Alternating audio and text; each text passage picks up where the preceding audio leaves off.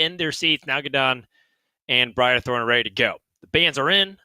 Nalguidan banned the Mage. Briarthorn banned the Demon Hunter.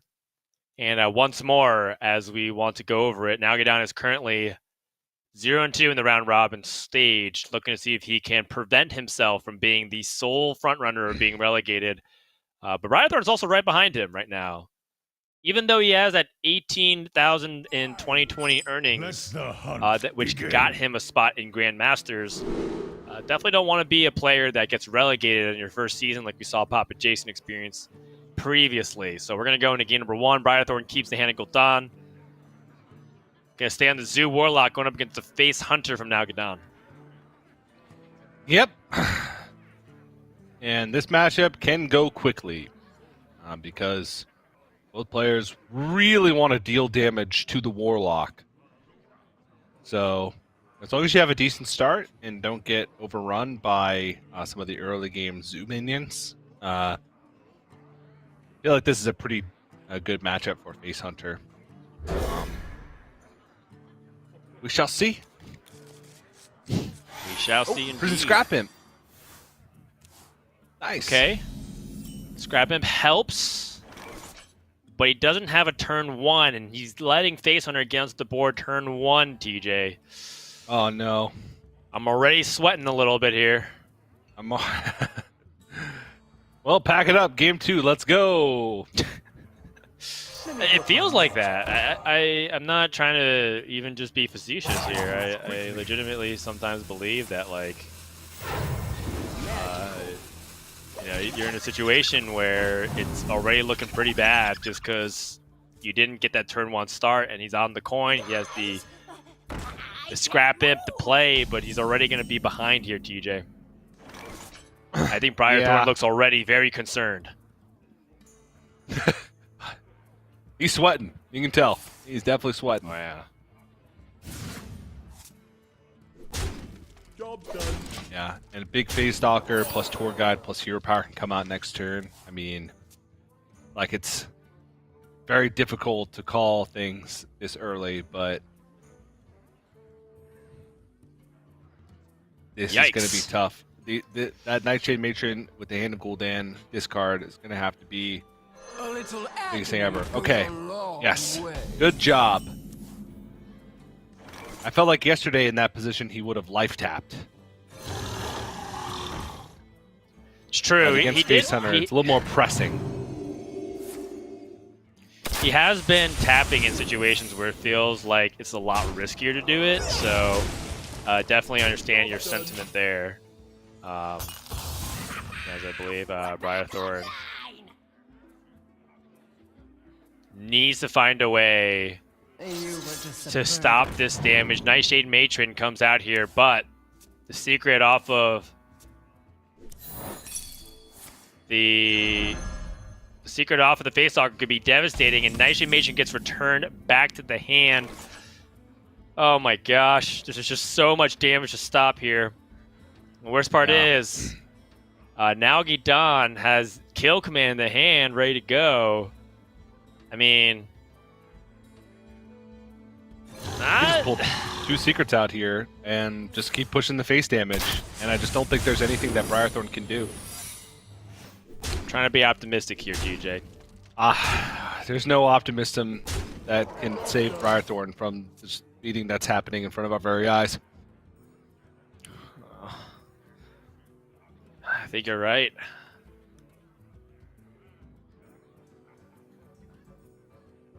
He's got some Spirit Jailers.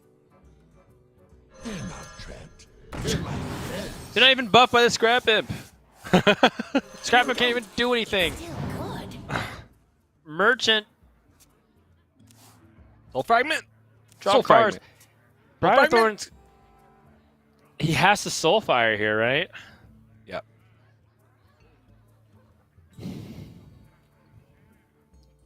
Briarthorn's going to survive 1 turn longer than he did against the Rogue. There's that. This is true. But I think you can start to see why Zoo Warlock is just not a really common brain, because there's just some matchups that it doesn't feel like it can win at all. This was a complete beating from the Face Hunter. Nalguidan gets an easy Game 1 victory here. Yeah, I mean, that's a pretty expected result. And one of the reasons why I like the Face Hunter bring is because I don't think players are super settled on a meta game right now, and Face Hunter is one of those decks that can capitalize on that type of situation.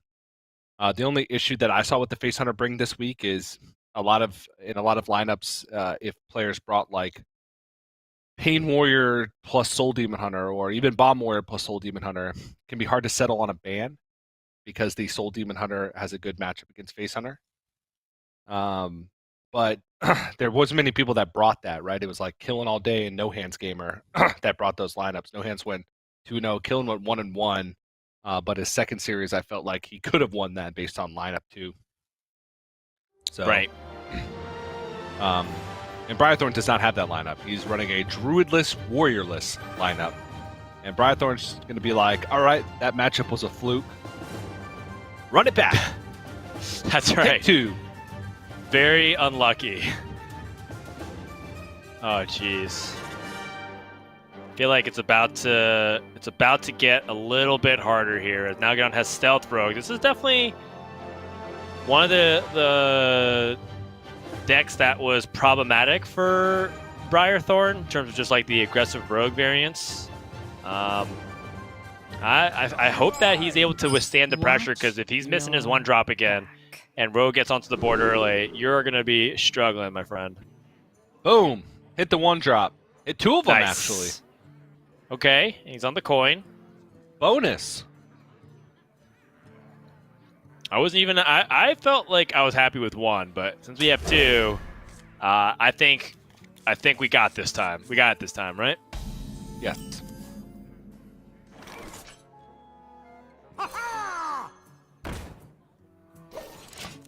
Southsea Deckhand. So now on the opposite side of things, the Stealth Rogue is very feast or famine at times as well. I'm not going to pretend like the Stealth Rogue doesn't have draw issues, kind of how we were describing with, with Briarthorn's deck. So I think that Nalguidan with the Secret Passage draw is going to be in a position that he's going to try to leverage his damage and then eventually finish off with whatever he has off Secret Passage, but this is not exactly a good start for Nalguidan either. No. It's an okay start. Yeah, he is getting to stick a little bit of damage with Southsea Deckhand, but now it doesn't have combo for the Hook Scimitar.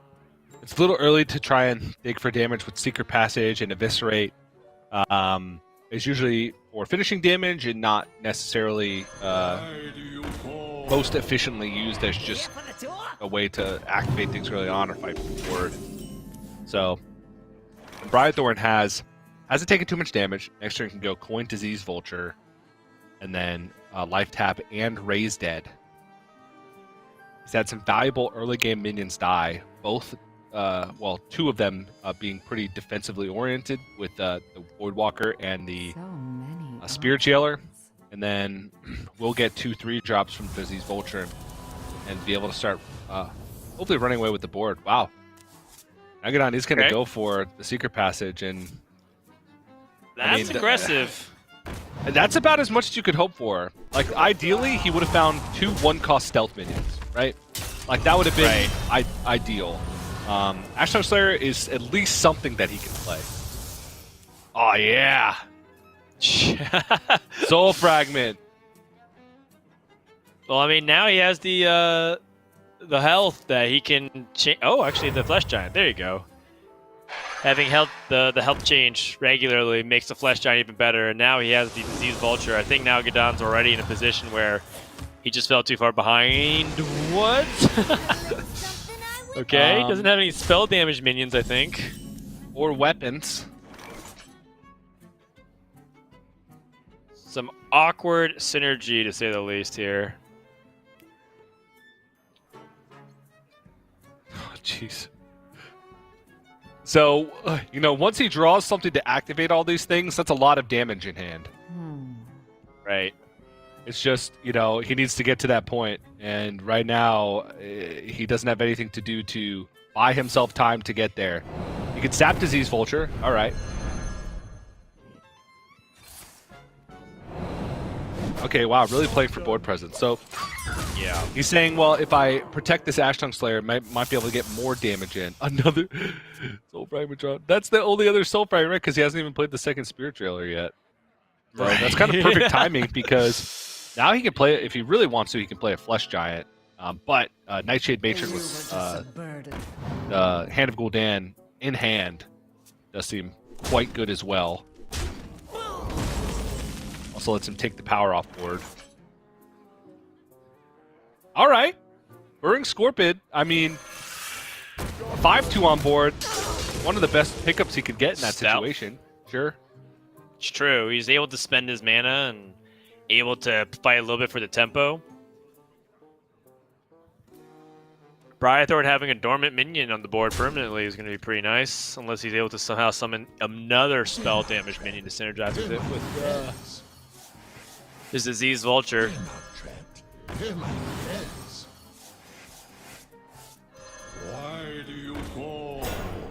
Kind of wonder if Briarthorn wants to play Expired Merchant here and go for the Flesh Giant discard.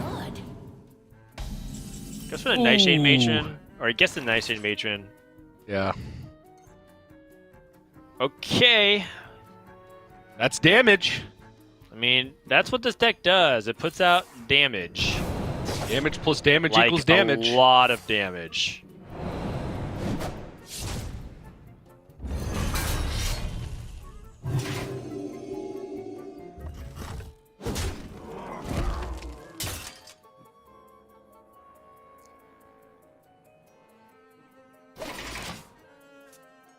Okay, the hold, just in case he draws the Greyheart Sage, I think this is kind of necessary because he definitely doesn't have enough damage to finish the game.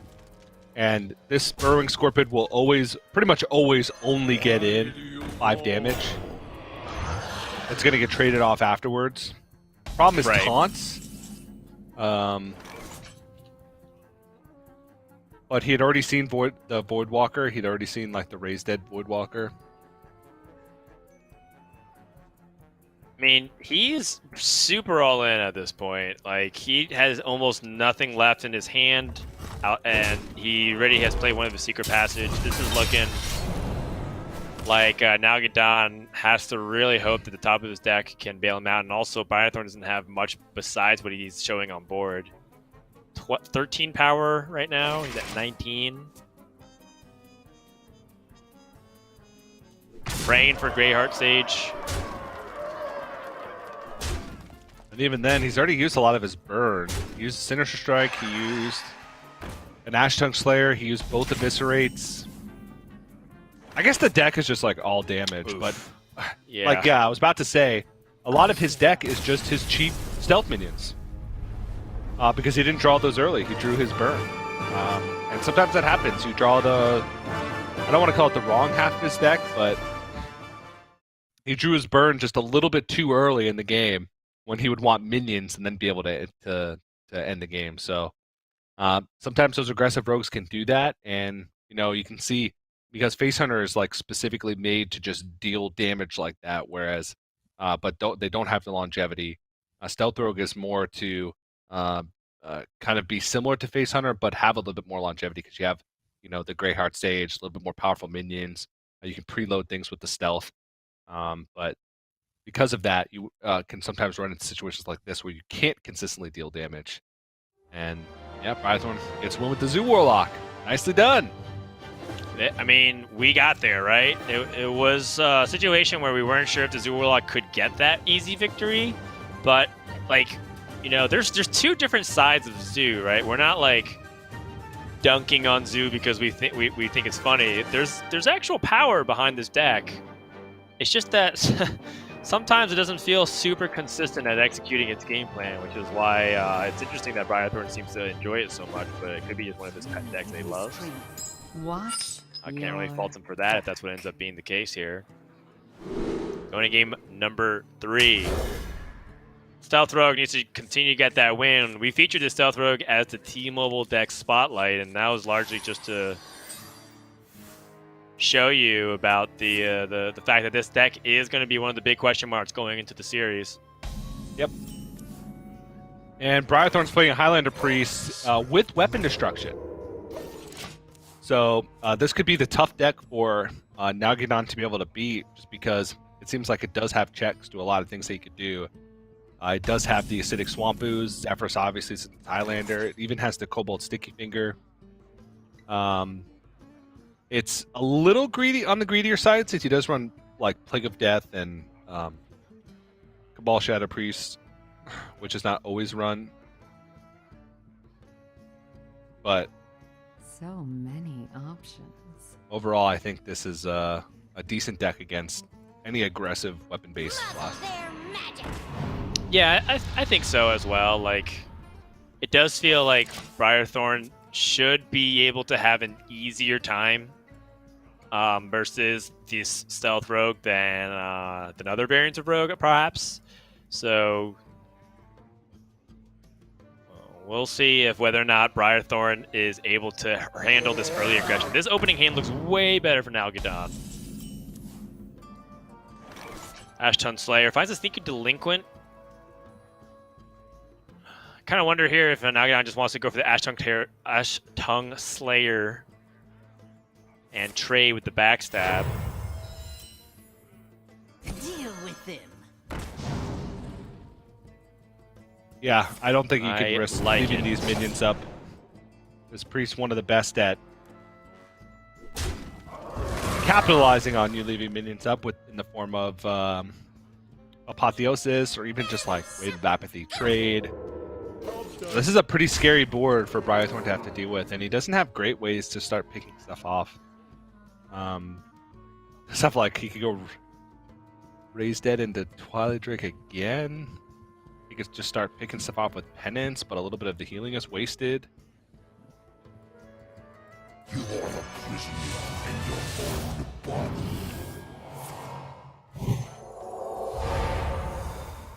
Yeah, it certainly is interesting to see like what Nalguidan was thinking with the Cold Bloods in hand. This is sort of what I was afraid of, which is first of all, Cold Blood was just a little bit more damage right there and then, because you're loading 3 power on the board versus the 4. Yeah. But I guess like the issue is that Cold Blood and Secret Passage have this weird tug of war together, where you don't want to play one before the other. You would want to play one that draws into the other. Like, you'd rather have Secret Passage that draws you Cold Blood to push that damage, versus the Delinquent gave you actual proactive plays. So, definitely a little bit awkward, and this was sort of a punish for Nalguidan's choices here. Yeah. Now, he's stuck dealing less damage than he could have.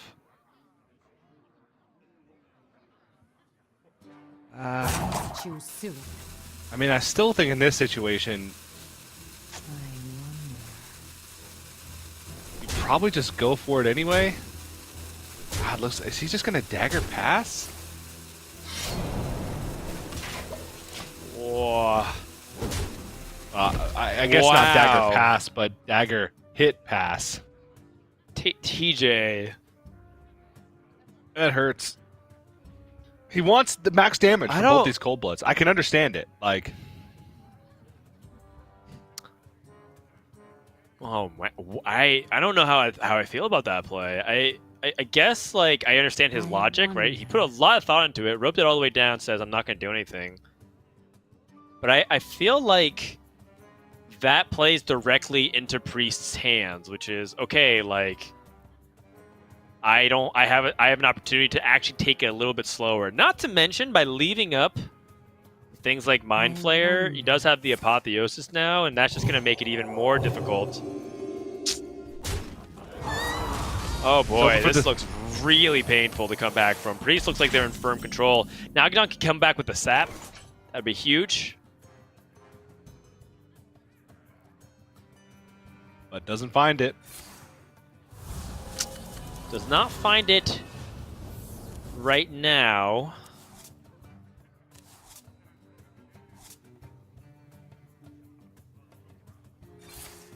Oh! Okay, finds the sap, and there it is. So that was huge. Nalguidan getting a big amount of help from that secret passage. I mean, without that sap, I think Priest won this game. But now Nalguidan is back in the driver's seat with the 2 Cold Bloods ready to go. with the and Eviscerate. I mean, it's just straight up burn damage. And Briarthorn, he does have Penance, he does have Renew, he's got some cheap minions. So it's not like he's completely, dead here. He can still kind of play this stuff out, kind of react to what Nalguidan's doing, but he's very close to dead. There's 7 damage on board. He still needs another secret passage.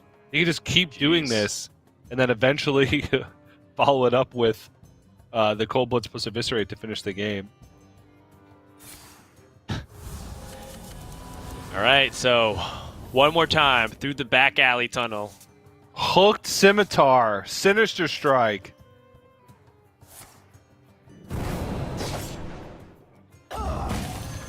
Just Still enough up to just get that gas. damage through. I wonder if Nalguidan wants to even attack with this Worgen Infiltrator. I think he feels very far ahead. Yeah.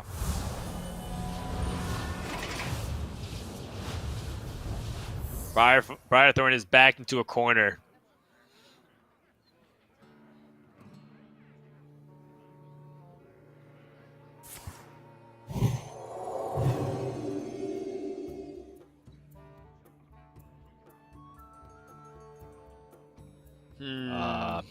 Finds Silence? silence. I don't know.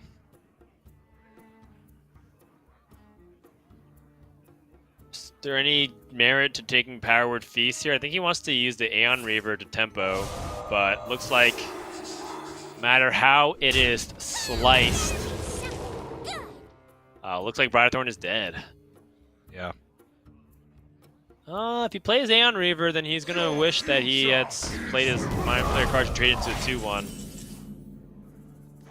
Not that it really matters much. Briarthorn knows that this is looking pretty bad, so he is giga dead. Yeah, that's 18 damage, 20 damage, something ridiculous like that. Holy moly!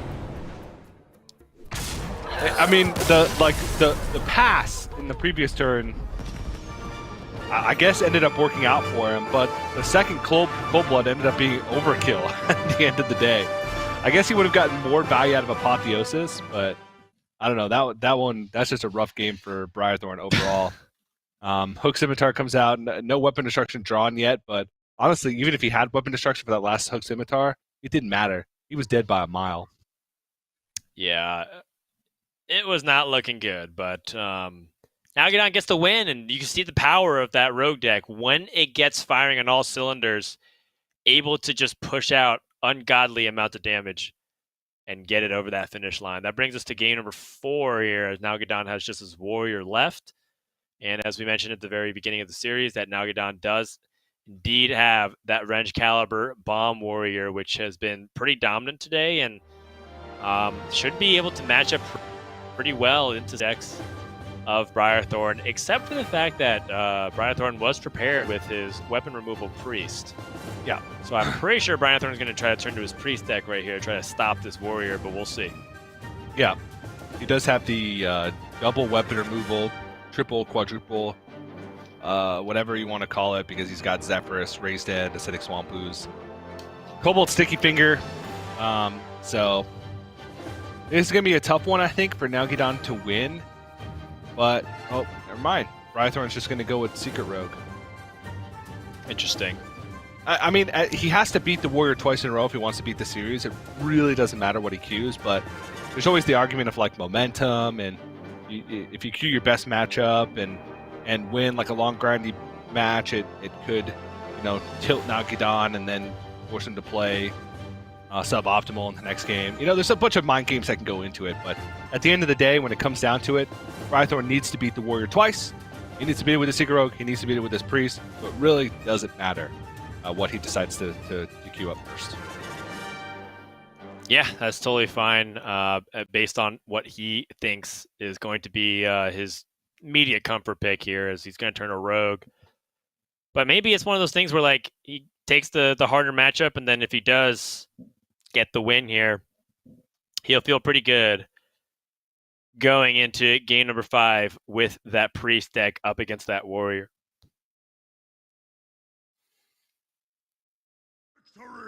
In the meantime, you know, we do have one more match coming up after this. We have ETC versus Empanizado. As the first cards are being drawn here, we'll find out if we do end up going to that series pretty quickly, or we're going to see one more game. As Nalguidan goes for a full mulligan, rewarded with a pretty decent early game option curve here against Rogue, but so does Briarthorn. Briarthorn has a pretty decent curve as well. Yeah, he forekept. I feel like we've seen Briarthorn forekeep more than any other player that I've seen. He just really likes some hands. With Shadow Jewel Hanar, I would have liked to try and find like a secret.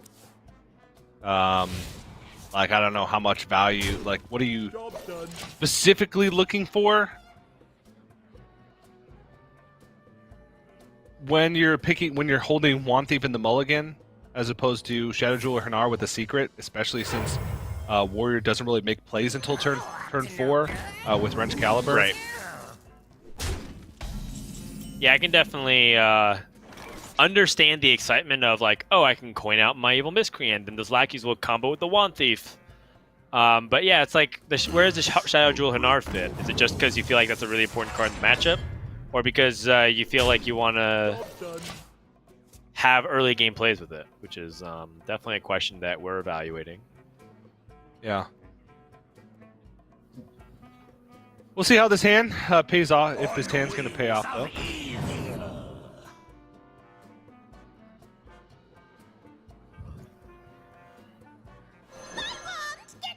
Yeah, Wand Thief, it's like... Wand Thief finds a Frostbolt. I mean, that's good. Yes, that's very good. Would definitely say it's a premium card. Also activates his Vendetta, so he can go ahead and remove now. Potion of Illusion. That's super a lot of interesting. Value. Tons of value. Is it too much value, though? Is value what you need in this matchup? It's like yes and no. Like, you need value to a helps certain extent, but like a potion of illusion worth of value, that's a lot of value, Dan. Right. I completely agree. I think the Potion of Illusion might be a little bit on the side of like, okay, how do you envision this card like helping you get to the finish line? Because the issue is that Potion of Illusion implies that you want to take this game for a really long time because you're trying to like slowly layer your resources and grind Nalguidan out. Nalguidan kind of wants the game to go long, right? Because of the bombs. So, like, are you helping your opponent with their game plan too?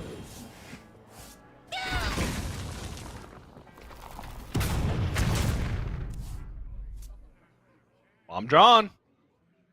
And just like that, a little bit of damage. Shuffle a bomb, draw a bomb.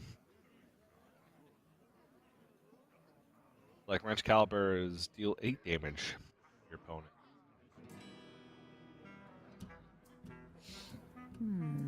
Alright, so double Cold Neophyte in hand. No hand space for Potion of Illusion now. Even though this would be a very valuable hand to Potion of Illusion. If that's what's on Briarthorn's mind, is just sheer value. Generous Mummy, huh? Honestly, Bomb Warrior is one of those... maybe not the... Okay, not the Risky Skipper version. Never mind. Okay, I like this push. He's emptying some getting rid of some cards from his hand. Cold Neophyte plus Frostbolt means that Nalguidan's turn is not locked off. In fact, Cold Neophyte did nothing. Nothing. His entire hand is minions. It did absolutely nothing. I mean, there's no way you can expect that. But at least it would like shut off Battle Rage in this case. But unfortunately, Riskkeeper's going to come down. Nalguidan's going to gain some armor. And actually develop a pretty threatening board, because that's a 5-2. Because of the beefed up Wrench Caliber. Or not even beefed up, because of the Wrench Caliber.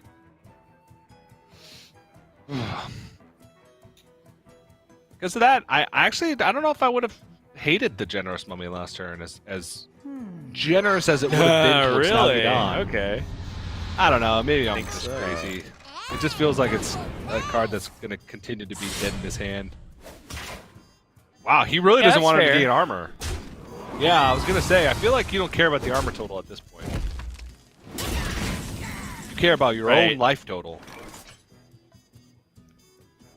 I was gonna say that, like, with Briarthorn, he kind of went the opposite extreme, which, like, he's so far extended now. Potion of Value looks kind of like a silly card in his hand. Yeah. And I think that's kind of the danger of that. Versus, had he picked a secret for the Shadow Jewel Hanar, he would have a stronger guarantee that he would be able to find value, right? Like, if you're talking about Potion of Value, Potion of Illusion, it's a value card. Shadow Jewel Hanar plus Secret is also value, but that's guaranteed. Yeah. And it feels like this is a missed connection or missed opportunity for Briarthorn, as now he's got a weird, eclectic arena hand.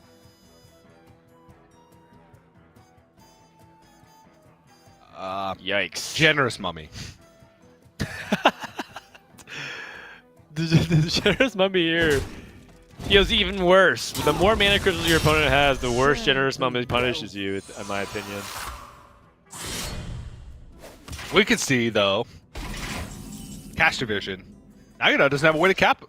Now he does. He would have been able to play that anyway. Right, but look what he can do in response now. He can Generous Mummy, or sorry, the Generous Mummy allows him to pick up a minion that maybe he can play. Yeah. I guess he already played the Sky Raider, but right, because if you're Nalguidan, you love this Generous Mummy. You let it stay on board.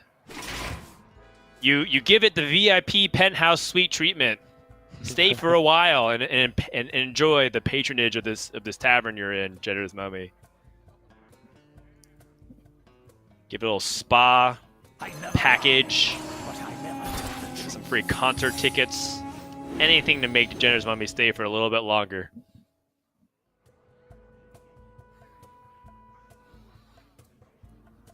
All right, so we're looking for Ice Barrier. Misdirection. Nice. All right. Ice Barrier. Boom. Nailed it. Got it. And now he can Shadow Step it and go again next turn. That's actually a pretty sick turn, to be honest. Sure. And who cares about the Generous but, Mummy I on the mean, board giving your opponent a ton of free mana crystals? I care a lot about the bombs being shuffled in, TJ. Yeah, well, I mean, there's not that many bombs. There's only 2. He's good. Okay. Take your word for it. There's going to be 3 after this turn, but don't worry about it, Dan. Out of sight, out of mind. In the deck, out of mind. How about that? Fair enough. Play every what Bomb about the Warrior fact game that like the next bombs are the last turn- cards in your deck. Oh, he's gonna hit the Generous Mummy. Nice! That Generous Mummy did some... Look at that. That did some work right there. That's true. So generous, in fact, that wait a second, Dan. I forgot about the redemption. Wait, I forgot about the Reborn Redemption interaction. Wait, now he has cards that are discounted by 2. Generous Mummy came back and brought a friend. I mean, Nalguidan's leaving 10 damage on the board. Yeah. Oh, okay, Questing Adventure. Wait, Questing wait, wait. Adventure. Potion of Illusion to get more Generous Mummies. Okay. Hanar plus Secret. No memes. I'm kind of surprised he's not going for a... What? Questing Adventure here? Why? Why or why not? Yeah, why not? Well, then you can't play a full Christmas tree. TJ, it's already almost October. I mean... One more. Yeah, Hunter Secret. And there you go. Eye for an eye! Quickly. He doesn't even have enough space anymore to play another secret, because I think you can have 5, right? Yes. That questing is looking incredibly sad in the hand. Well, He knows that there's a lot of like cards that Nalguidan's holding, and Questing Adventure is likely to not survive, but still, what? Wait a second. Master Boom! You fell right into my trap. All right, so we can go Risky Skipper, Armor Smith. No, rush the Goblin Lackey first. Well, the Generous Mummy's going to die. I guess it doesn't matter. You'll still have 7 mana to play Blastmaster Boom. This might be lethal. Well, like, the reason why I want this is because Goblin Lackey frees up more board space. So you actually rush your Armor Smith in. Yeah. Armor Smith goes into the ambush minion. Then you test for all the secrets like Redemption, Noble Sacrifice. Yeah. If this isn't lethal, it's close. Unbreakable. Time is fleeting. And then Blastmaster Boom, go face. But imagine if he had a questing adventure on the board instead of one less secret.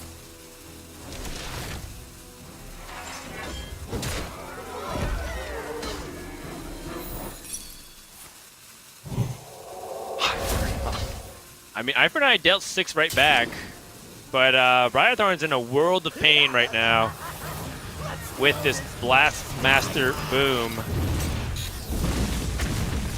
Let's see. 2, 4, another 2, another 1. Pretty tame. Jeez. I concede. That's it. Briarthorn's dead. Nalguidan takes that. Warrior able to get over the hump and get Nalguidan his first win in the round robin group stage, 3-1. You can see Nalguidan takes a deep breath of relief because going down 0-3 means that he's pretty much on a one-way track to relegation. But this keeps him at least competitive, right? Because Briarthorn now has the same record as Nalguidan, and Nalguidan has that win over Briarthorn. So definitely a big, important win to keep it competitive at the bottom of Division B. Yeah. And now there are no players with that are winless and no players that are lossless in Grandmasters, which is kind of crazy after, not after, but pretty much after just 2 weeks of play. Everything's kind of just smushed towards the middle because Bloody Face